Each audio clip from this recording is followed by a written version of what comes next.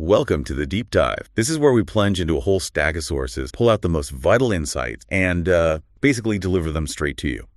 Today we're doing a deep dive into something that's, well, profoundly relevant to pretty much every single one of us. The age of stupidity, how smartphones are reprogramming the human mind. Yeah, it's a big one. It really is. So our mission is to unpack the articles, the research papers. There's even a compelling YouTube transcript in our pile here. Right. And pull out the crucial insights. How are our minds actually being reshaped by this technology we carry around? Fundamentally, yeah. And we're talking about this central, almost eerie shift that seems to have happened right around 2012. Something hints that, something really profound changed in the human mind tied to this device in our hands. It's fascinating, isn't it? Because, people have always worried about new tech. Think about the printing press. People worried about information overload then. Right. Or TV changing family. Exactly. But the data around 2012, it feels different. It shows this shift that's just unprecedented in its scale, its precision. So not just vague worry, but like data. Real data, yeah.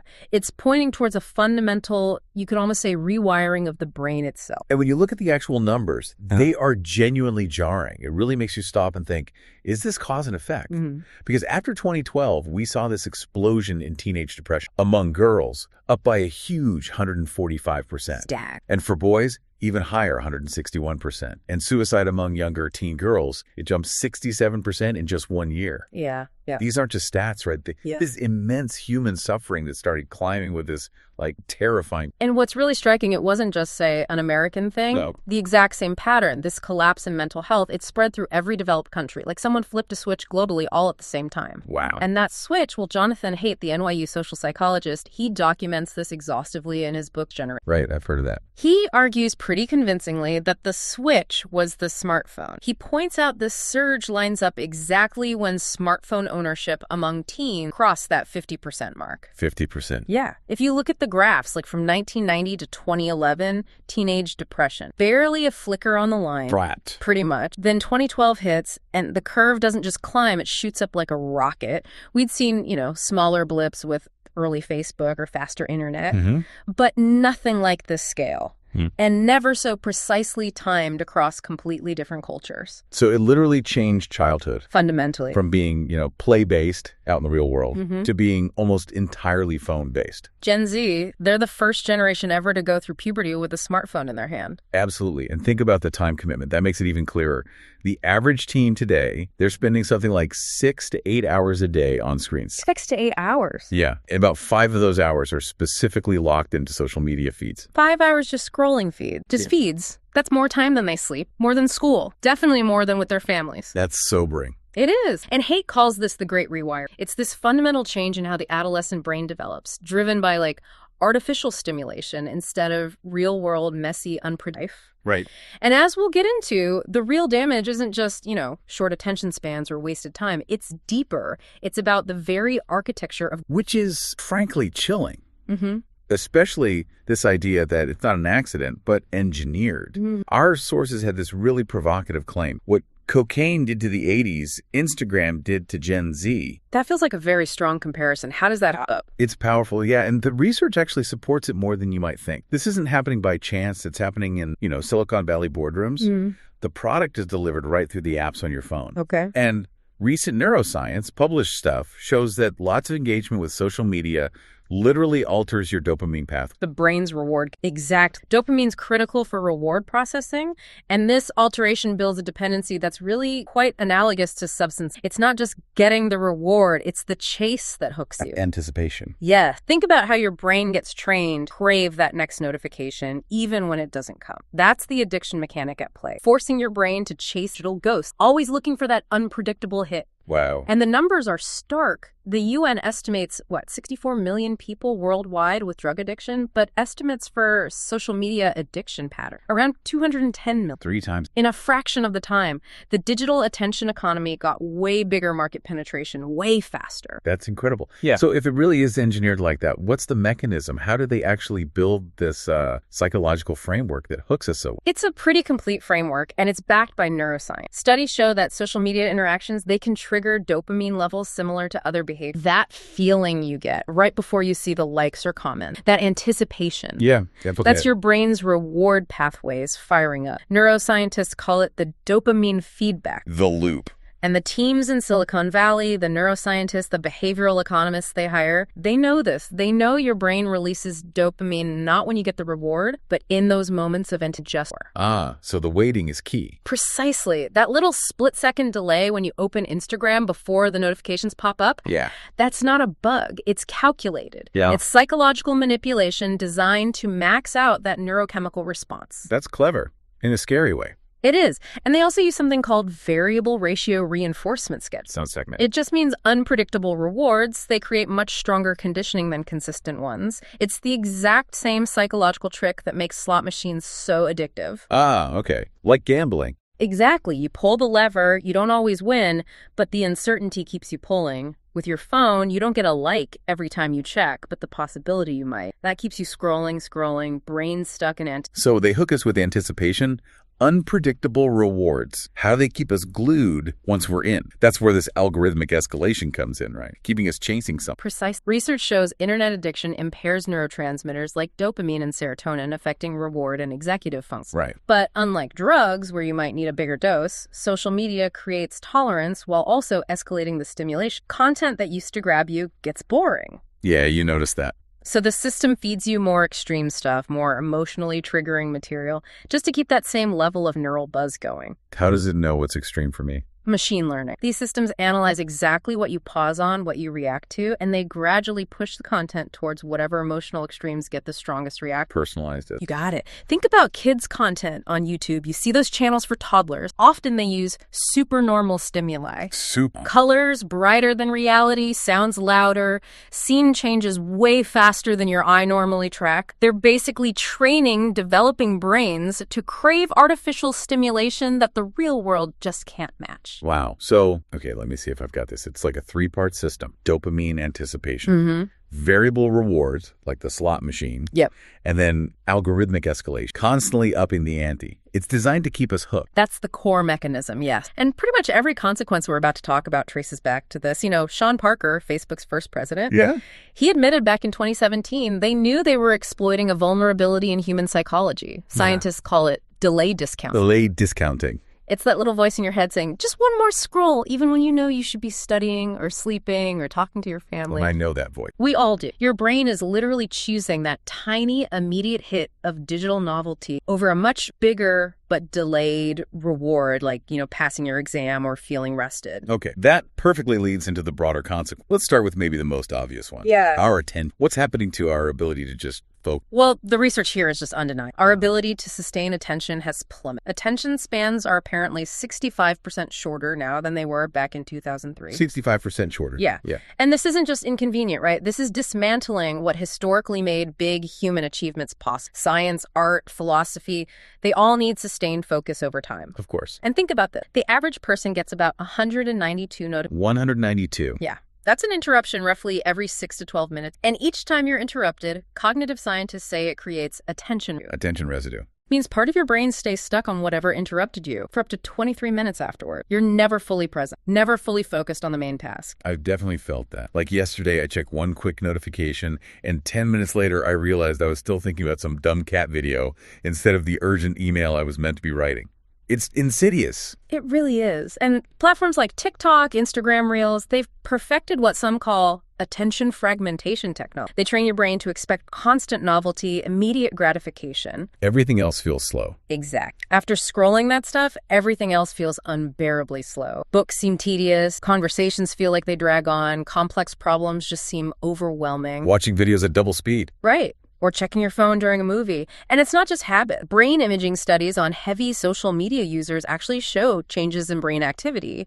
Prefrontal cortex, amygdala. Real changes in the brain. Yeah, suggesting increased emotional sensitivity, difficulty with executive functions like planning. The limbic system gets hyperactive, demanding more and more intense stimulation. And the damage goes deeper than just focus, right? You mentioned memory understanding. How are we losing the ability to form lasting memory? We really are. It's happening faster than anyone predicted. Think about the contrast. Medieval scholars memorized whole books. Today, most of us struggle to remember a phone number. That dopamine-driven design makes us seek instant answers online instead of doing the effortful recall. The Google effect. Exactly, the Google effect. Psychologists found our brains are way less likely to bother retaining information. We know we can just look it up. But memory isn't just storage. No, it's the bedrock of wisdom, creativity, identity. When you memorize something through effort, your brain connects it to what you already know, generates insights. Integrated. Precisely.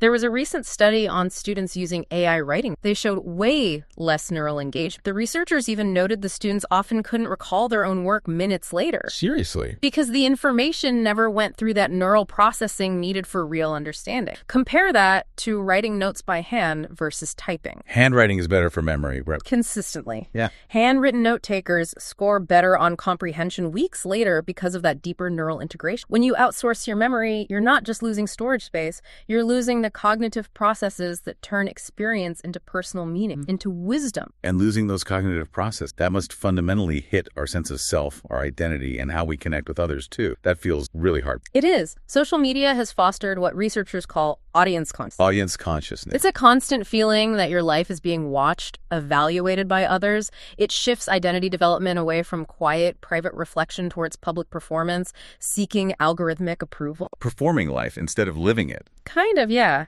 And research shows girls are disproportionately hit by algorithms pushing appearance stuff. Creates these compare and despair cycles. Yeah. Leading to huge jumps in body dysmorphia, even in girls as young as 10. 10-year-old. And for boys, they're spending more and more time in digital worlds designed for instant gratification that the real world struggles to match. Like gaming. Gaming, yes, but also things like early exposure to pornography. Consuming that at, say, 13 conditions dopamine systems for intense, immediate stimulation that makes normal, nuanced relationships feel boring. Oh, wow. Video games give clear goals, guaranteed rewards. Real life is rarely like that. So you see young men spending hours a day online where they feel competent, but then struggling to find motivation for school or relationships that require effort without payoff. So the question changes. Exactly. It shifts from who am I becoming to how do I look to others. This can lead to what's called identity foreclosure, adopting a persona based on likes and shares, not authentic self-discovery. And all this connection online. Yet there's this paradox. They seem more isolated. Totally.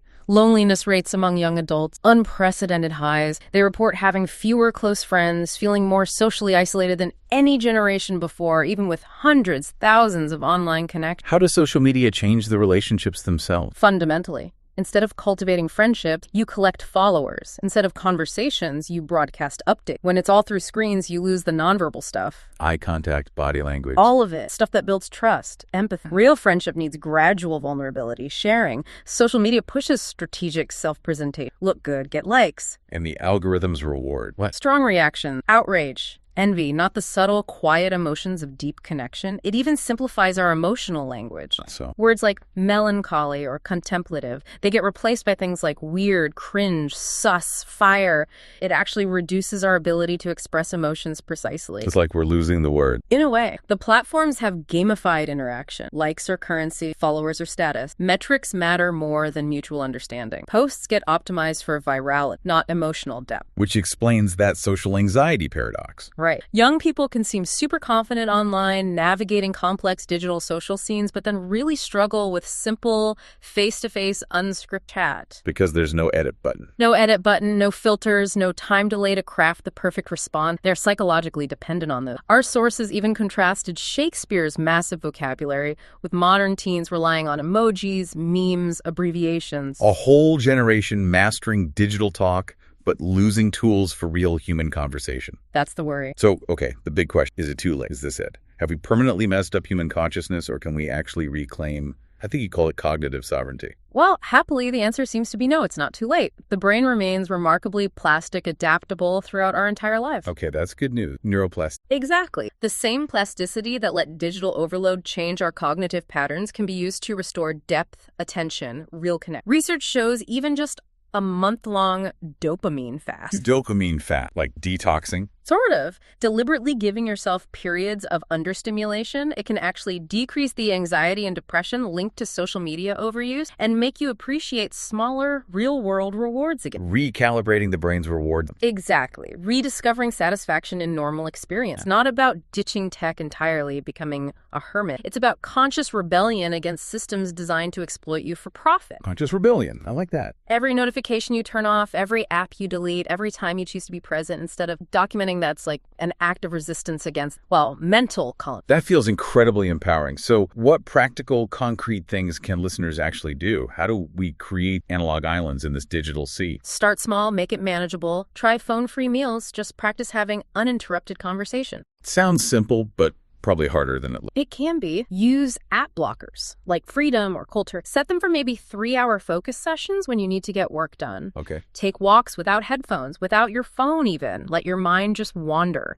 That's often when creative ideas pop up. The default mode network? Exact. Practice memory retrieval. Hide your phone for an hour a day and deliberately try to recall information you need without looking it up. Ooh, like mental push-ups. Kind of. Read physical books. They demand sustained attention in a way scrolling doesn't. Set aside time for projects that take weeks, not long-term goals. Learn an instrument, develop skill, create something meaningful. And maybe the hardest, but most important, practice doing absolutely nothing stimulating for maybe 30 minutes. Doing nothing for 30 minutes? That sounds intense. It is. No phone, no TV, no podcast, no music. Just sit with your thoughts. Let yourself feel bored. Why boredom? Because boredom is often the trigger for genuine creative self-reflection. It helps you rediscover motivation that comes from inside, not from external ping alert. Okay, so it sounds like the problem isn't technology itself, fundamentally. It's how these specific platforms are designed, prioritizing engagement over our well-being. Precise. We have to distinguish between passively consuming algorithmically curated feeds, which the research clearly shows